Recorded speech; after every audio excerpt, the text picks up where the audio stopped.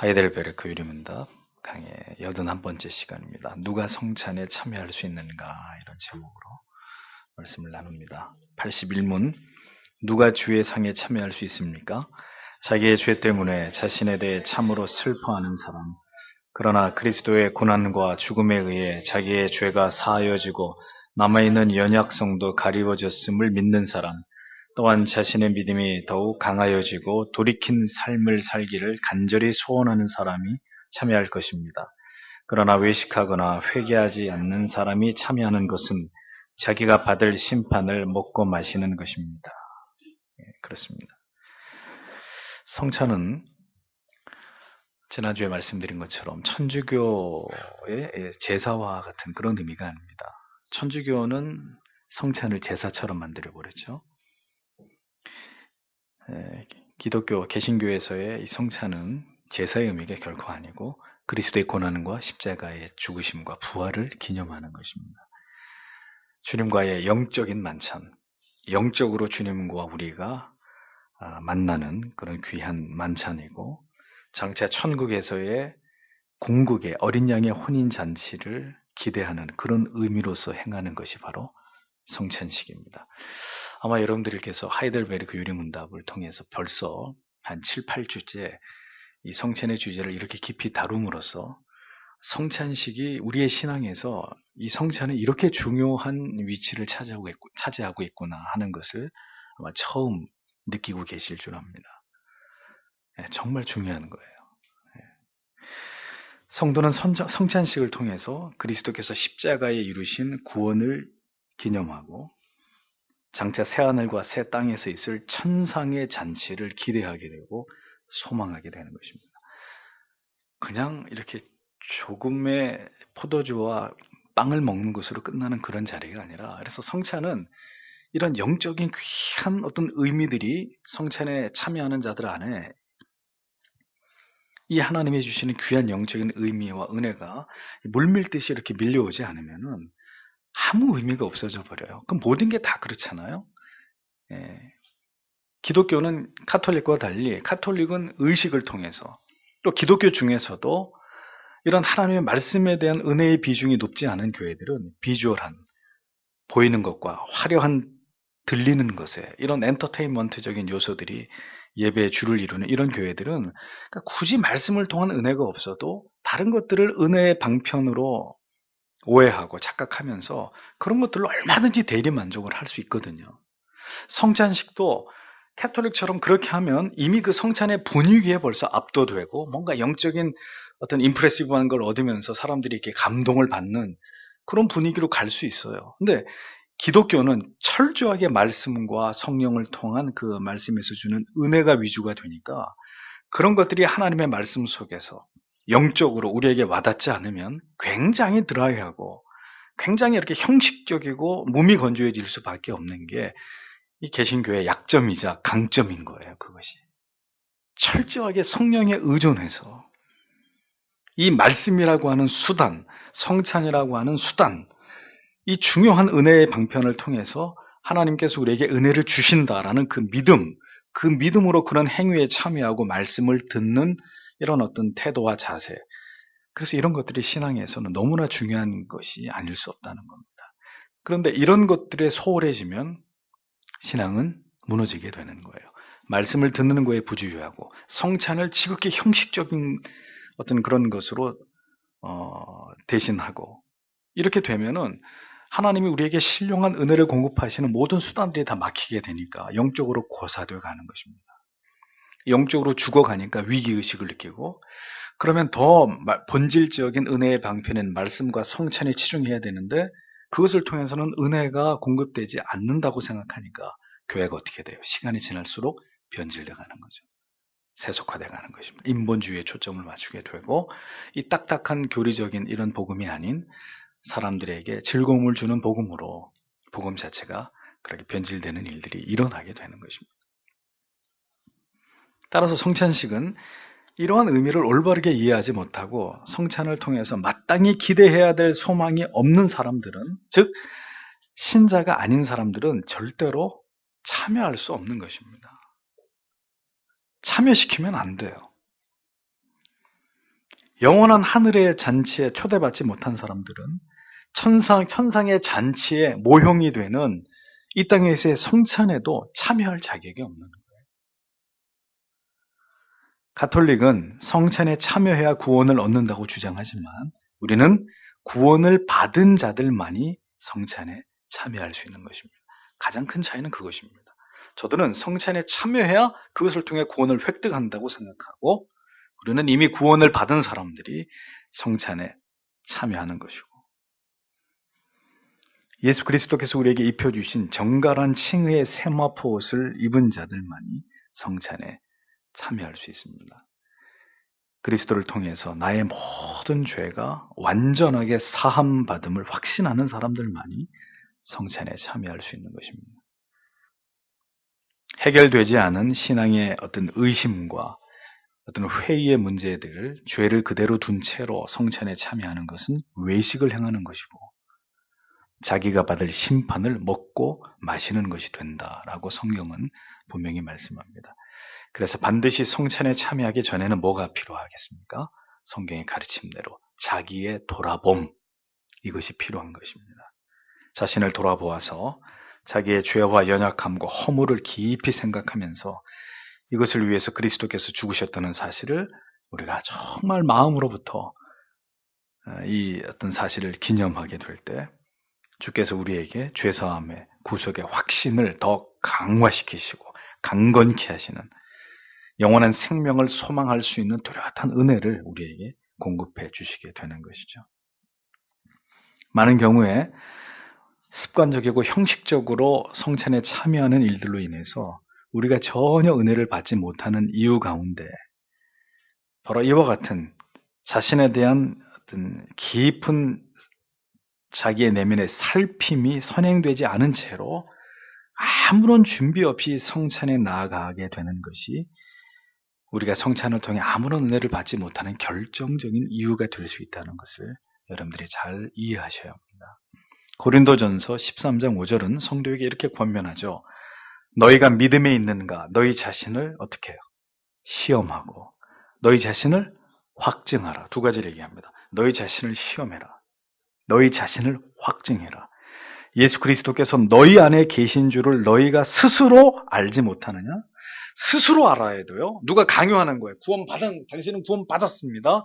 당신은 절대로 불택자가 아닙니다. 내 말을 믿으셔야 됩니다. 누군가 우리에게 계속 쇠뇌를 시키고 최면을 걸어가지고 예, 알았습니다. 예, 그러면 믿는다고 해줄게요. 내가 구원 받았다고 그럼 믿어주겠습니다. 그런 게 아니에요. 스스로 알아야 돼요. 그렇지 않으면 너희가 어떤 자라 그랬습니까? 버리운 자니라. 버리운 자니라. 그런데 이 본문에서 너희 자신을 시험하고라는 단어의 헬라어의 원래 의미가 뭐냐면 날카로운 수술칼, 날카로운 그 수술칼로 해부를 하듯이 수술칼 제가 한번 구경했는데요. 메스라 그러잖아요. 요만해요.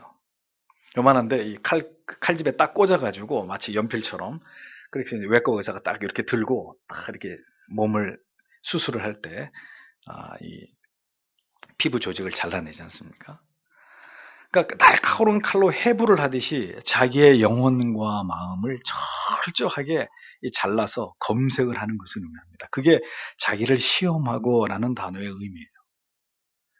오늘의 본문 고린도전서 11장 28절에도 분명하게 말씀합니다. 사람이 자기를 살피고 그 후에야 이 떡을 먹고 이 잔을 마실지니라고 했습니다.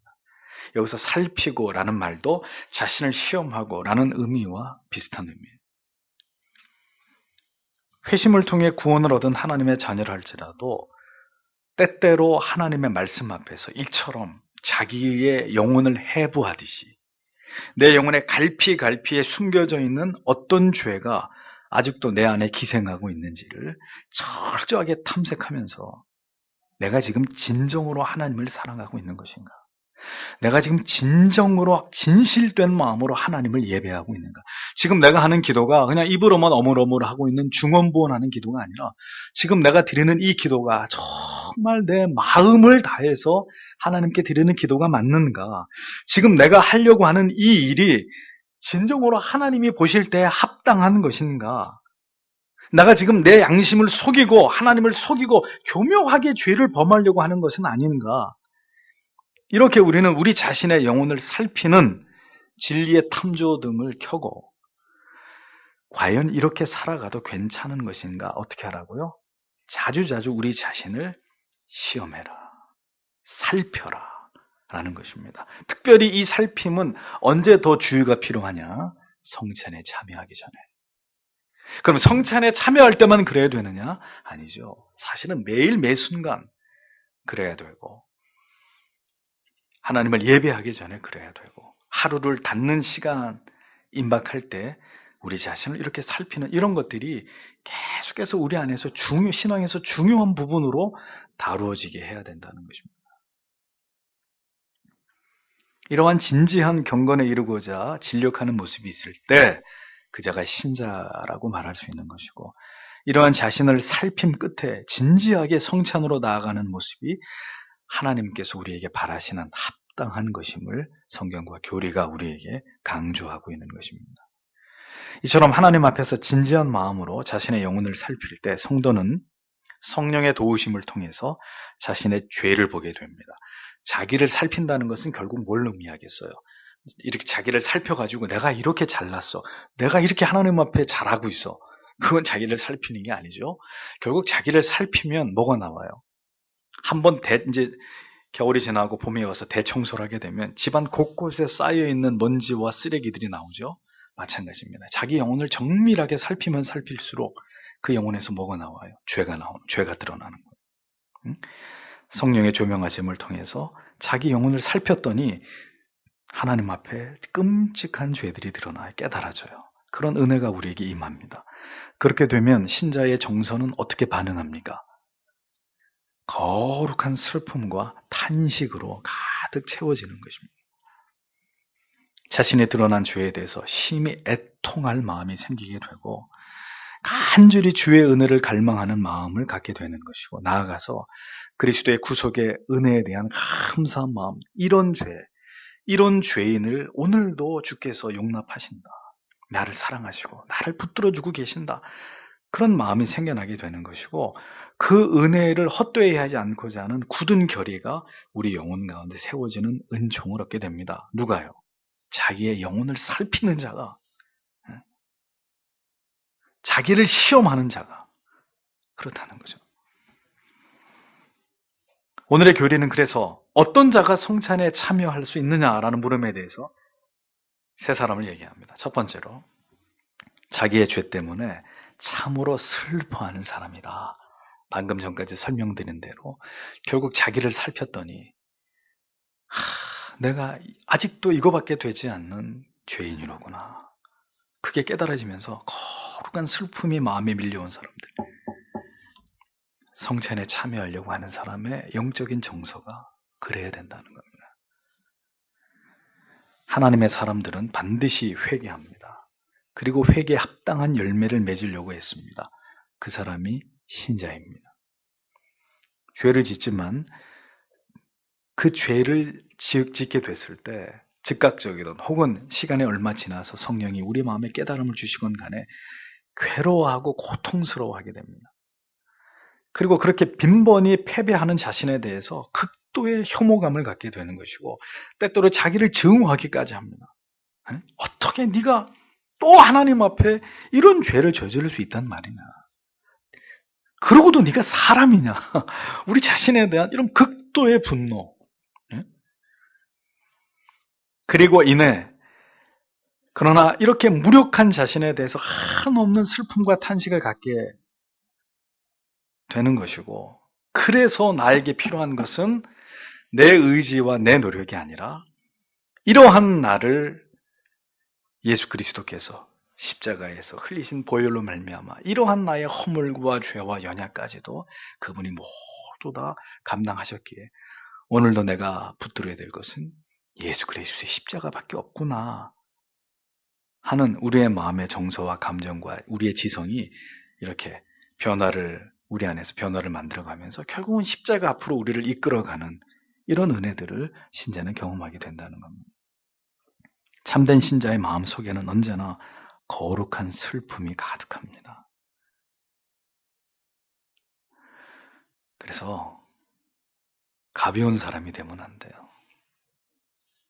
성도는 그냥 하나님이 저를 얼마나 사랑하는 줄 아세요? 저는 너무 행복해요. 그렇게 얘기하시는 분들 종종 봅니다. 과연 그럴까요? 과연 그분이 그냥 입에 늘 저는 행복합니다. 저는 충만합니다. 라고 말할 수 있을 만큼 그분이 정말 하나님 앞에 죄를 멀리하는 삶을 살 수 있을까요? 인간이 그게 가능할까요? 그게 가능하면 애통한 자가 복이 있다고 말씀하지 않으셨을 겁니다. 너희는 가난한 심령, 깨어진 심령, 상한 심령으로 내 앞에 나오라고 말씀하지 않았을 겁니다. 인간은 본질적으로 죄 아래 있게 되는 것이고 죄를 지은 신자는 애통하게 되어 있습니다. 언제나 거룩한 슬픔이 우리 안에 있습니다. 나 같은 죄인, 이 어찌할 수 없는 이 죄들을 어찌해야 되나?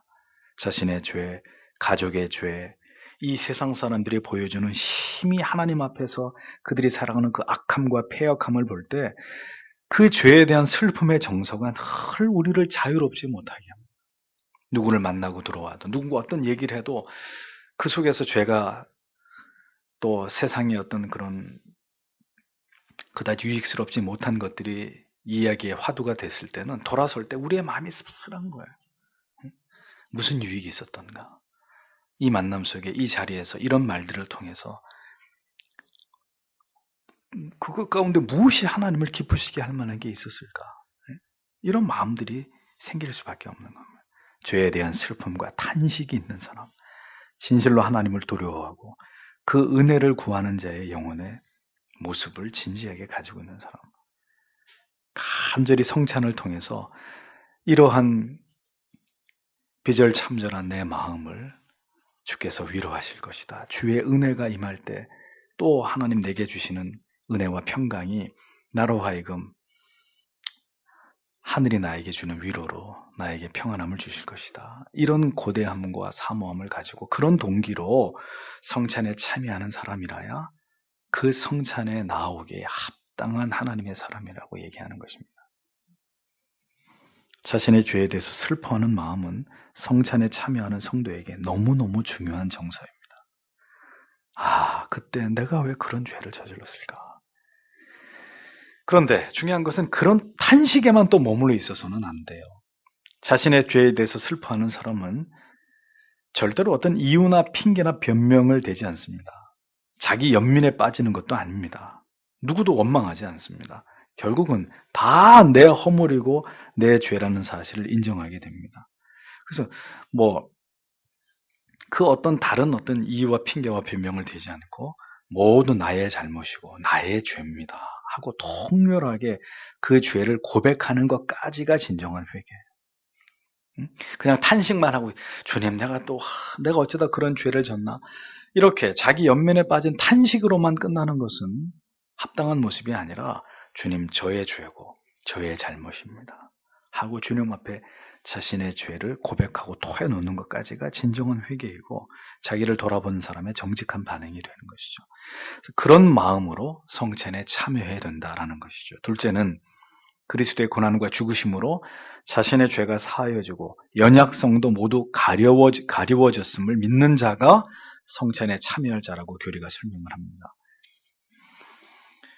우리는 우리의 의지와 결의와 노력만으로 우리의 죄를 절대로 없게 할 수 없습니다. 죄의 욕구를 완전하게 죽일 수 없습니다. 어느 누구도.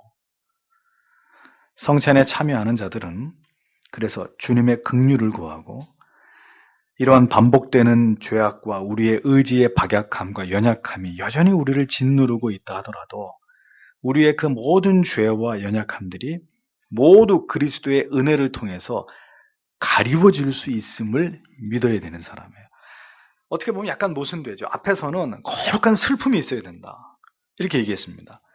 그런데 그 일면 또 우리에게 필요한 것은 그러나 이러한 누추한 죄인이라 할지라도 그리스도 앞으로 나아갈 때 우리가 그 십자가의 보혈의 공로를 그 구속의 은혜를 인정하고 고백하면서 나아간다면 이런 나의 모든 허물을 예수께서 덮어서 가리워 주신다라는 걸 또 믿어야 되는 거예요.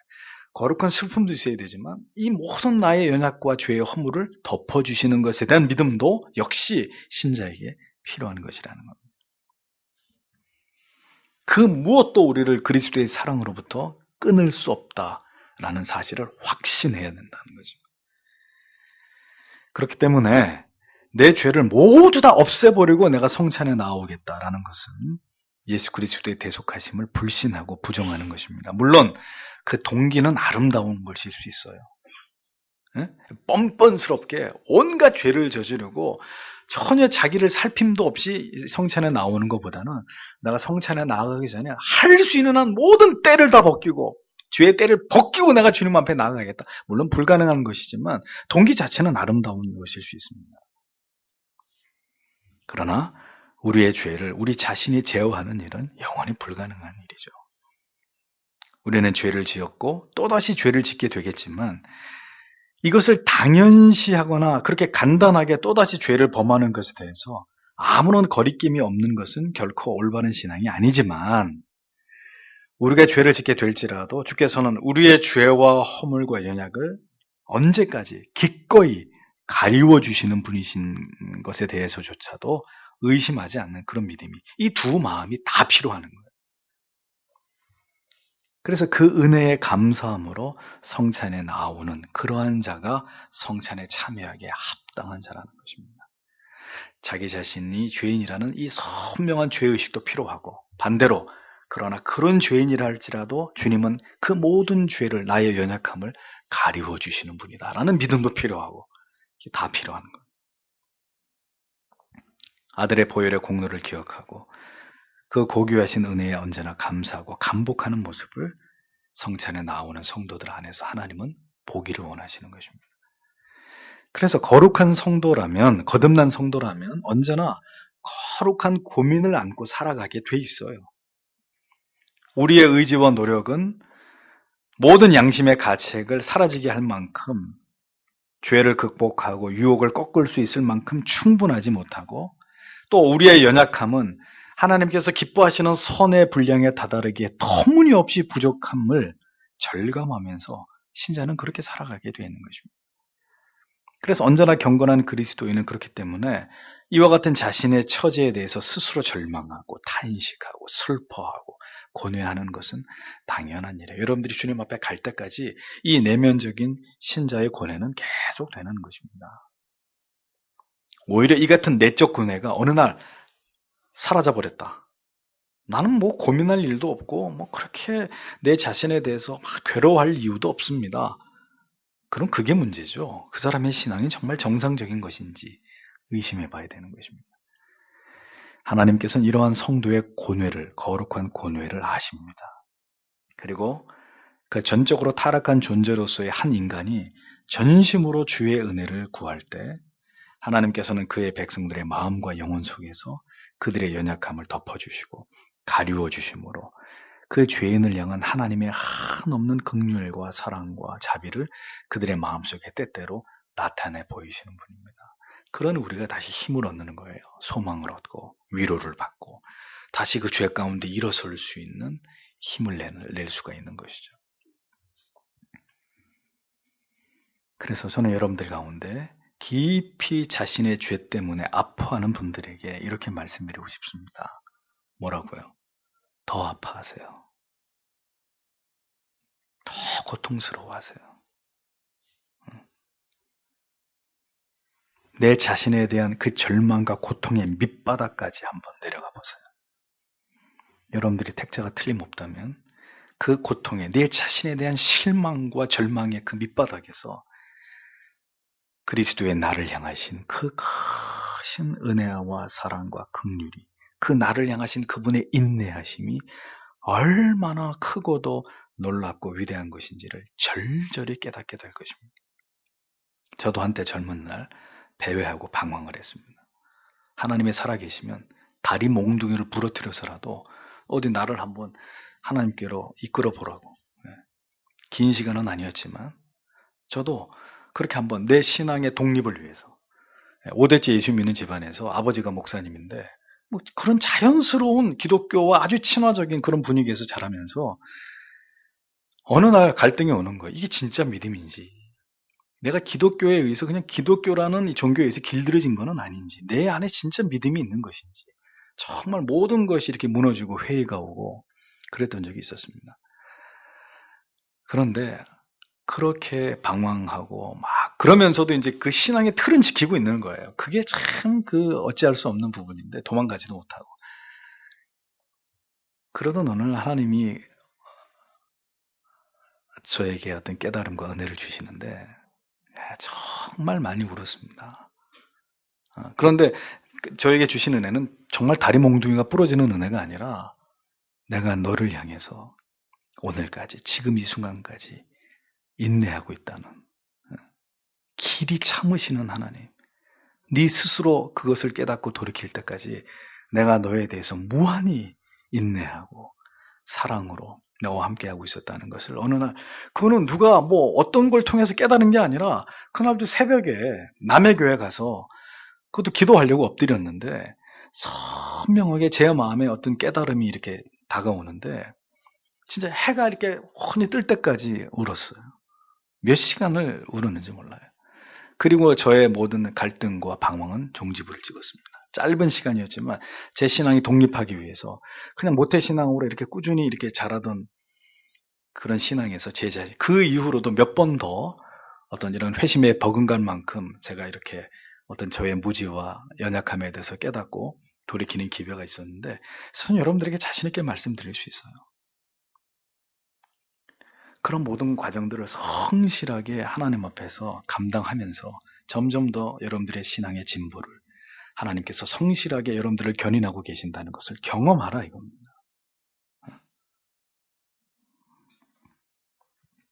더 아파하세요. 그것으로부터 도망치려고 하지 마시고. 칭의는 우리가 완전히 의로워졌다는 의미가 아닙니다. 의롭다고 여겨주시고 그리스도의 의를 이렇게 덧입혀 더 씌워주신 상태인 거지, 우리가 완전히 의로워진 어떤 존재가 된 것이 아니라는 겁니다. 영원히 멸망받아 마땅한 추악한 죄를 뒤집어 쓰고 있는 자들이 예수 그리스도의 구속의 은혜를 힘입어서 그 모든 죄악들이 하나님 앞에서 다 이렇게 가리워진 자들이에요. 오늘 교리의 내용처럼 하나님이 우리의 죄와 연약을 이렇게 덮어가지고 가리워준 것뿐입니다.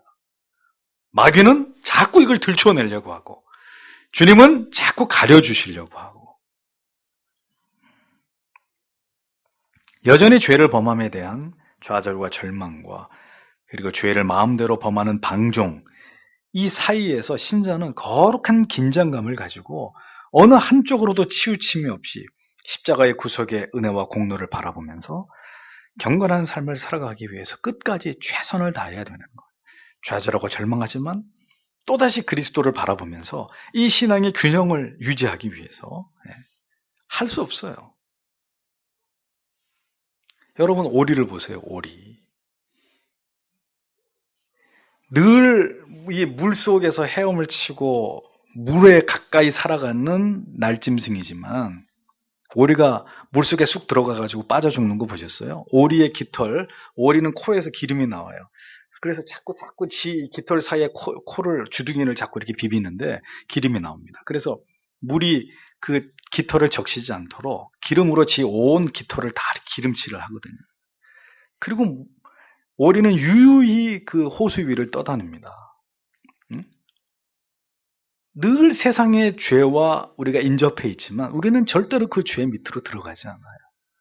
우리는 유유히 오늘도 이 세상의 죄 위에 헤엄치면서 하나님의 사람들로 살아갈 뿐인 것이죠.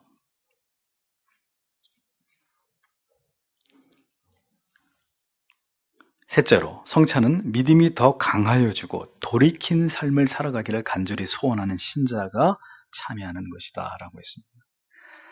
오늘도 성화를 위해 몸부림치면서 간절히 주의 도우심을 구하는 자들, 부디 이 흔들림이 견고해지고 이 나약함이 강해지기를 갈망하는 성도들이 주여 나를 도우소서 그 간절함으로 성찬에 나아가서 우리에게 베푸시는 은혜와 능력을 얻는 것입니다. 믿음이 더욱 강건하여지기를 간절히 소망하고 열망하는 그런 자들의 영혼 가운데 성찬을 통해서 주시는 유익은 더 충만하게 다가옵니다. 또한 두 번째는 돌이킨 삶이라고 했죠. 돌이킨 삶을 살아가기를 간절히 소원하는 신자가 성찬에 참여한다고 했습니다. 돌이킨 삶이란 바로 진정한 회개를 의미하죠. 회개의 진정한 의미는 다시는 그 자리로 돌아가지 않는 것입니다. 그 자리란 죄를 즐기던 자리를 의미하죠. 그 자리를 떠나는 것이 회개입니다. 그 죄로부터 완전히 결별하고 돌아서는 것입니다. 이에 하나님의 도우심을 구하는 자들이 그리스도의 보혈의 능력과 권세를 얻고자 하는 자들이 간절한 마음으로 성찬에 참여하는 것이라는 겁니다. 돌이킴이라고 하는 것은 마음만으로는 안 됩니다. 구체적인 행위와 행동과 결단이 따라와야 됩니다. 왜 여러분들이 회개를 했는데 그 회개한 죄에 또 넘어지고 또 넘어지고 또 넘어지는 줄 아세요? 물론 그 죄를 지으려고 하는 것은 아닙니다. 연약하기 때문에 또 자꾸 넘어가는 건데 왜 자꾸 넘어가느냐? 왜 자꾸 넘어가느냐? 그 죄의 프레임이 안 바뀌었기 때문에 죄를 짓는 그 패턴이 계속 내 삶의 환경에 머물러 있기 때문입니다. 그러니 그 틀 안에 있으면 또 자연스럽게 그 죄를 향해 달려가게 되어 있는 거예요. 구체적인 행위와 결단이 어떤 변화가 우리의 삶 속에서 수반되어야 됩니다. 성찬의 은혜는 이것을 결행할 수 있는 힘을 공급해 주는 것입니다. 그래서 이제까지 가보지 않은 어떤 삶의 방향, 가치, 우선순위들을 우리 안에 새겨놓도록 도와줍니다. 성도가 죄를 짓게 됐을 때 원인이 있습니다. 가치관과 우선순위와 어떤 이러한 중요한 어떤 결정의 기준들이 잘못되었고 선과 악을 향한 방향이 잘못되었고 판단이 잘못됐기 때문에 성도가 죄를 짓는 것이거든요. 그러므로 총체적인 전환이 이루어지지 않으면 또다시 그 죄를 반복하게 돼 있어요. 그래서 성경의 진리의 깨달음을 통해서 어느 순간 인생관이 바뀌어져야 돼요. 가치관이 달라져야 되고 삶의 우선순위가 총체적으로 바뀌어질 때 그 습관적인 죄로부터 벗어날 수 있는 것입니다. 근데 이런 것들이 바뀌지 않으니까 그 죄의 틀이 여전히 내 주위에 머물러 있고 이것이 무엇이 잘못되는지를 정확히 인식하지 못하니까 계속 그 틀 안에 또 갇히고 또 갇혀서 반복적인 죄를 저지르는 것이죠. 스마트폰이나 인터넷이나 게임의 중독. 여기서 벗어나려면 옥상으로 올라가세요. 그리고 단번에 중력을 실험하면 돼요. 무슨 얘기예요? 미련 없이 던져버리세요. 그냥. 미련 없이. 구체적인 결항이 없다면 절대로 돌이킬 수 없습니다. 우리의 반복적인 죄에 대한 완전한 돌이킴을 갈망하면서 주의 도우심을 구하는 마음으로 성찬에 임해야 돼요. 주님, 이거 끝장내겠습니다. 그리고 바뀌어야 돼요. 바뀌는 거는 그냥 한순간의 마음이 아니라 계속 성경을 통해서 이 속에서 위대한 가치를 발견해야 돼요. 시간이 얼마나 중요한 것인가. 단 한 번뿐인 내 인생 속에서 이 시간이라고 하는 이 가치가 얼마나 보배로운 것인가. 성경을 통해서 깨달아야 되는 거예요. 인간의 정욕이 하나님의 의를 이루어가는데 얼마나 이게 방해가 되는 요소인가. 성경을 통해서 절절히 이러한 진리들을 깨달아야 사람의 물질이라고 하는 것이 사람의 식욕, 성욕 이런 욕망들이 성화를 이루어가는데 얼마나 큰 방해가 되는지를 철저하게 깨닫고 그 진리에 소스라치듯 놀라게 우리가 어떤 영적인 충격을 받으면서 우리의 삶의 어떤 가치들이 재편되는 이것이 완전히 이렇게 환골탈태되는 어떤 그런 일들이 일어날 때 포기가 이루어지고 돌이킴이 일어나는 것이고 그것으로부터 결별이 가능한 것이고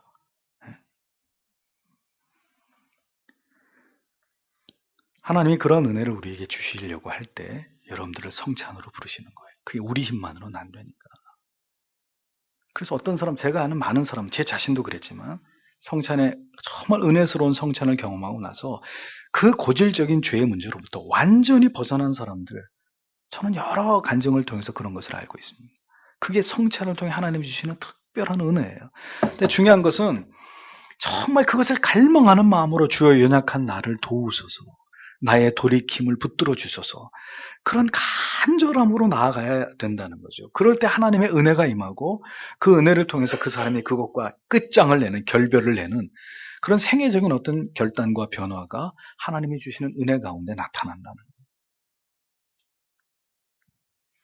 교회는 열심히 다니고 있고 도덕적으로 깨끗하지만 그가 지속적으로 세속적인 가치관에 영향을 받고 있다면 단언하건대 지금은 아니라도 머지않아서 도덕적으로 무너지고 영적으로도 무너져서 결국 교회와 예배와 성경과 기도와 멀어지고 세상을 사랑하는 사람이 될 수밖에 없습니다. 개혁주의 교회를 다니다가 그 말씀에 등지고 떠나는 사람들은 왜 그런 결정을 내릴까요? 결국 진리에 순복하기보다는 자신이 사랑하고 추구하고 자기에게 익숙했던 가치들을 쫓아가는 것이 더 좋기 때문이에요. 그게 더 쉽기 때문이에요. 결국 자신이 지켜오던 가치들을 포기하고 싶지 않기 때문에 진리로부터 돌아서는 거예요. 성찬은 이 모든 것들로부터 돌아서고자 하는 자들에게 은혜를 결단할 수 있는 용기를 공급합니다. 어디 한번 할테면 해보십시오, 하나님. 저는 뭐 그다지 그럴 마음이 없기는 한데, 하나님이 그렇게 하시라면 제가 한번 해보게. 그런 자세로는 돌이킬 수 없어요. 내 믿음이 강화되지 않아요. 간절히 사모함으로 하나님의 도우심을 구하고 그 연약으로부터 떨치고 일어나려고 하는 그 반복되는 죄로부터 반드시 주의 은혜로 말미암아 나는 이것으로부터 벗어날 것이다. 그리스도의 보혈의 공로를 의지합니다. 이러한 진지함이 있을 때 성령께서 그를 붙드시고 도우시는 것입니다. 성찬의 은혜를 통해 그를 뻘떡 일어나게 하고 그 자리를 떠나게 하고 돌아서게 만드시는 거예요. 그래 어거스틴이 얘기하는 거 아닙니까? 가라. 너는 옛날에 내 품에 안았던 그 여인이지만 네 앞에 서 있는 나는 그 옛날의 어거스틴이 아니다. 그렇게 호색가였던 어거스틴이 회심을 하고 그렇게 맨날 안고 뒹굴던 여인을 길거리에서 만났을 때 딱 한마디 하고 돌아서 가잖아요.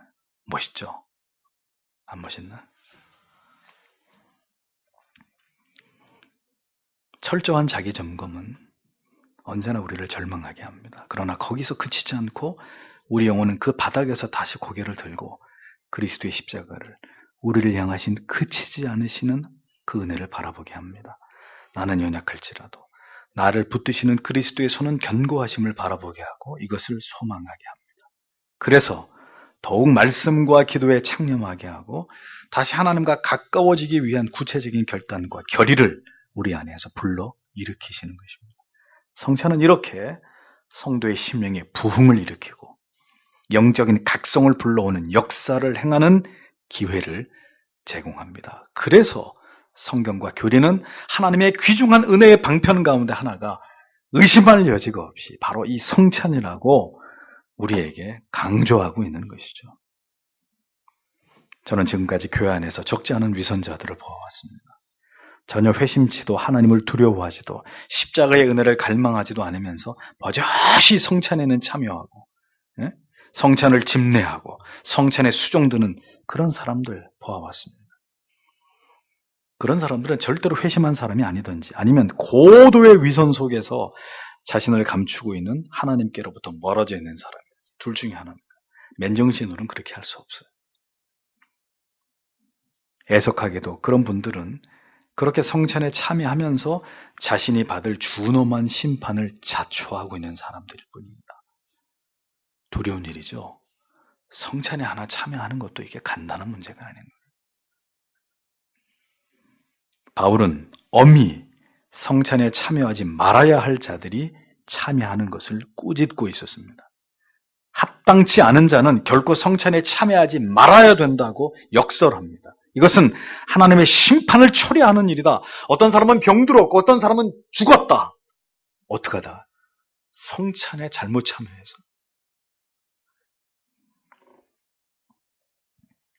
다시 말씀드리지만 그렇기 때문에 개혁교회는 주의 성찬에 참여하기 위해 각각의 영혼에 돌아볼 것을 강조하는 것입니다.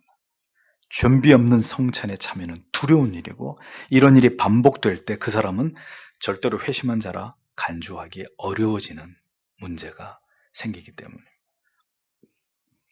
매우 두려운 마음으로, 그러나 예수의 십자가의 그 구속의 은혜에 전적으로 의지하는 마음으로 자신을 살피고 자기를 돌아보는 이러한 자기 점검을 통해서 성찬에 나오기를 교리는 우리에게 분명하게 교훈해주고 있습니다. 평상시에 예수 복습을 잘한 사람은 시험 보는 거 그렇게 어렵지 않죠. 근데 평상시에 예수 복습하지 않은 사람은 시험 보는 거 너무너무 힘듭니다. 뭐 다행히 뭐 3일치기, 뭐 하루치기, 초치기 해가지고 시험을 잘 볼 수는 있으나 그건 극도의 어떤 희귀한 경우이고, 대부분 어떻게 돼요? 그런 식으로 공부하면 종치기 딱이죠. 신앙도 마찬가지입니다. 성찬식이 앞에 있습니다. 여러분 준비합시다. 그렇게 해서 준비하는 것이 쉽겠습니까?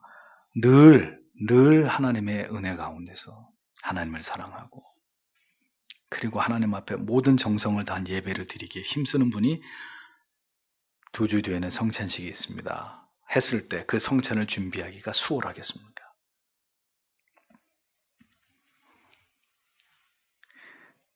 누군가 혼인잔치에 신부에게로 신랑에게로 나오면서 마음속에는 신부가 아닌 다른 여인을, 신랑이 아닌 다른 남자를 그리워하고 있다면, 그러면서 웨딩 마치를 하면서 자기의 배우자가 될 사람을 향해 다가오고 있다면, 근데 그 사실을 이 배우자가 알게 됐다면 이 사건 이상으로 불쾌하고 역겨운 일이 어디 있겠어요? 지금 나하고 결혼하겠다고 웨딩 마치를 울리면서 내게 다가오는 그 사람의 마음속에 내가 있는 게 아니라 다른 남자가 있다, 다른 여자가 있다. 얼마나 그거 이상 그에게 불행스럽고 그를 분노하게 만들고 역겹고 불쾌하게 하는 일이 어디 있겠습니까? 성도 여러분, 하나님께서는 우리의 앉고 일어섬을 알고 계십니다. 여러분이 어떤 마음으로 예배에 나오시는지, 어떤 마음으로 성찬 가운데 나오시는지 모두 다 감찰하시는 하나님이십니다. 준비된 정갈한 모습으로 신랑을 맞이할 혼인잔치로 나오는 그리스도의 신부된 모습으로 그렇게 예배 가운데 나오시고 성찬을 맞이하시고, 얼마나 귀한 모습이고 아름다운 모습일까요? 하나님이 그런 자들에게 무엇을 아끼실까요? 언제나 말씀드립니다만 주님의 은혜를 간절히 구하시고 열심히 기도하는 자들 가운데서도 세상과 비슷한 수준의 가치관과 생각으로 신앙생활을 하려고 하는 많은 사람들이 교회 안에 있습니다. 그리고 그들은 오늘도 그 무지 속에서 기도하고 찬양을 부르고 설교를 듣고 성찬에 참여하겠죠. 이러한 모습이 가장 통탄을 금할 수 없는 그런 모습이 되는 것입니다. 왜냐하면 그런 사람에게서는 아무런 소망을 찾을 수 없기 때문에. 저는 여러분 모두와 제 자신을 비롯한 여러분 모두가 하나님을 섬기면서도 하나님을 진노하게 만드는 그런 교회와 성도와 목사가 아니게 되기를 언제나 소망하고 소원합니다. 부디 우리는 그런 자들이 되지 않도록 오늘도 주시는 말씀들을 생각하면서 모든 것이 하나님이 보시기에 합당하게, 그렇죠, 성찬을 참여하는 것 하나도 우리 마음대로 하면 안 되고, 여기서 뭐 별의별 짓을 다 하면서 어떤 그것을 멋있어 보이고 아름답게 보이고 감동적으로 보이려고 하려고 한들 그것이 절대로 하나님을 기쁘시게 하는 것이 아니라, 중요한 것은 이러한 준비됨, 오늘도 이 세 가지의 아름다운 신자의 모습, 그것이 바로 하나님이 성찬 가운데 나오는 자들 안에서 확인하고 싶어하는 모습이다. 이러한 것들을 갖추어 가시는 여러분들이 되셔야 됩니다. 그런 믿음으로 주님을 섬기는 우리 서교 장로교회가 되도록 이 시간에도 다 같이 함께 기도하기를 원합니다. 기도하겠습니다.